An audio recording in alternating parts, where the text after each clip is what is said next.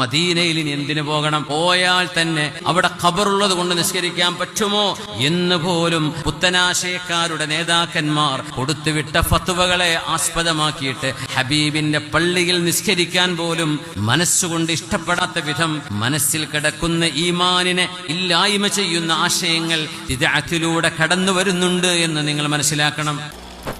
മസ്ജിദി, ഇത് എന്റെ മസ്ജിദാണ്. തങ്ങൾ ഉണ്ടാക്കിയ പള്ളി ഖുബയാണ് ആദ്യം. പക്ഷെ ഹബീബ് എന്റേത് എന്ന് ഹബീബിലേക്ക് ചേർത്തി പറഞ്ഞതുകൊണ്ടാണ് മസ്ജിദുൻ നബവിക്ക് ആ വലിയ മഹത്വം ഉണ്ടാവാൻ കാരണം. ആ പള്ളിക്ക് 1000 നിസ്കാരത്തിന്റെ കൂലിയുണ്ട് എന്ന് പറഞ്ഞിട്ട് അവിടെ കിടക്കുന്ന പുണ്യ റസൂലിനോട് ഒരു സലാം പോലും പറയാതെ നമ്മുടെ നാടുകളിൽ നിന്ന് പുത്തനാശയക്കാരുടെ കൂടെ നടന്ന് ഈമാൻ നഷ്ടപ്പെട്ടു പോകുന്ന വിധം ചില ചിന്തകൾ കയറിക്കൂടിയിട്ട് റസൂലുള്ളാഹിനോട് സലാം പറയാൻ പോലും സമയം കണ്ടെത്താതെ കൂലി കിടക്കുന്നത് മക്കയിലല്ലേ, അവിടെ മക്കയിൽ നിന്ന് നിസ്കരിച്ചിട്ട് പോകാം, മദീനയിൽ ഇനി എന്തിനു പോകണം? പോയാൽ തന്നെ ആ പള്ളിയിൽ നിസ്കരിക്കുന്നു, അവിടെ ഖബറുള്ളത് കൊണ്ട് നിസ്കരിക്കാൻ പറ്റുമോ എന്ന് പോലും പുത്തനാശയക്കാരുടെ നേതാക്കന്മാർ കൊടുത്തുവിട്ട ഫത്വകളെ ആസ്പദമാക്കിയിട്ട് ഹബീബിന്റെ പള്ളിയിൽ നിസ്കരിക്കാൻ പോലും മനസ്സുകൊണ്ട് ഇഷ്ടപ്പെടാത്ത വിധം മനസ്സിൽ കിടക്കുന്ന ഈമാനിനെ ഇല്ലായ്മ ചെയ്യുന്ന ആശയങ്ങൾ ബിദ്അത്തിലൂടെ കടന്നു വരുന്നുണ്ട് എന്ന് നിങ്ങൾ മനസ്സിലാക്കണം. ഹബീബിനോട് സലാം പറയാൻ പോകുമ്പോ പേടി.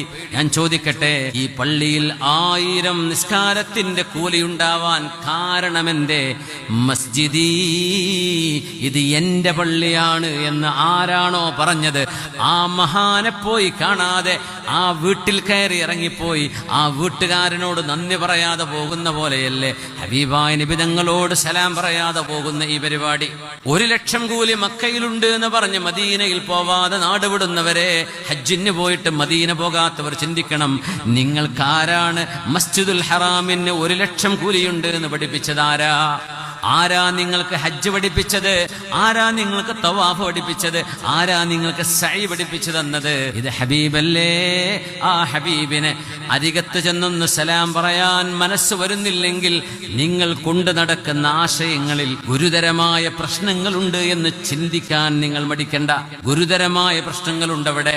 നന്ദികേടിന്റെ വഴിയാണത്. ഹബീബായ നബി തങ്ങളോട് സലാം പറയാൻ മടി തോന്നുകയാണോ? ഹബീബിന്റെ പേരിൽ സ്വലാത്തിന്റെ മജ്ലിസുകൾ, ഹബീബിന്റെ പേരിൽ സ്വലാത്തുകൾ വർദ്ധിപ്പിക്കുന്നത്, ഹബീബ് ചെയ്ത പോലെ ഖബറുകളെ സിയാറത്ത് ചെയ്യുന്നത്, ഈ വിഷയങ്ങളൊക്കെ ഇല്ലാത്ത പലതും പറഞ്ഞ് പേടിപ്പിച്ചിട്ട് മുഅ്മിനീങ്ങൾ ചെയ്യുന്ന ഇബാദത്തുകൾ പോലും നിർത്തലാക്കുന്ന വിധം നമ്മുടെ ഹൃദയങ്ങളിലേക്ക് ബിദ്അത്തിന്റെ ചിന്തകൾ കടന്നു വരുന്നുണ്ടെങ്കിൽ ആ ഇടങ്ങളെ കരുതലോടെ ശ്രദ്ധിക്കണം.